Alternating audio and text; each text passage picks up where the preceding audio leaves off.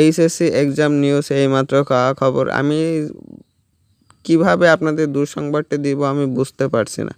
যশোর বোর্ডের এমসিকিউ পুড়ে গেছে। শুধু যশোর বোর্ডে না, সকল বোর্ডের এমসিকিউ পুড়ে গেছে।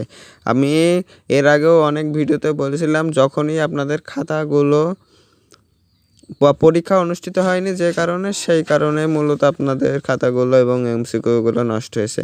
দেখতে পারছেন কিছু ধারণ ক্ষমতা হয়তোবা আপনাদের সামনে উপস্থাপন করেছি। দেখতে পারছেন যে আপনাদের কি অবস্থা। তো এরমভাবে এমসিকিউ খাতাগুলো নষ্ট হয়েছে, প্রশ্নগুলো খুবই নষ্ট হয়েছে। তো এই জায়গায় দেখবেন যে এমসিকিউগুলো আছে এবং রিটেন সাইড এবং এমসিকিউগুলো এখানে আপনাদের মাঝে উপস্থাপন করা রয়েছে, কিভাবে কি হচ্ছে না হচ্ছে। তো আপনাদের পরীক্ষায় অনেকে বলছেন ভাইয়া যে আমাদের যে যখন পরীক্ষা স্থগিত হচ্ছিল তখন বলছিল আমাদের যেই কয়টা পরীক্ষা হচ্ছে সেই অনুযায়ী আমাদের একটা গ্রেড দিক।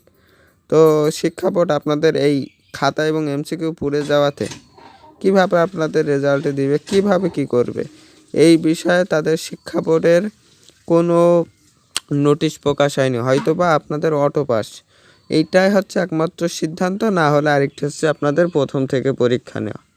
এই ছাড়া কোনো ওয়ে নেই। এবং যশোর বোর্ডে কোনো নির্দিষ্ট নেই। যশোর বোর্ডে সর্বনিম্ন ওখানে প্রকাশে দেখলাম 52,000 এমসিকিউ খাতা নষ্ট হয়ে গেছে।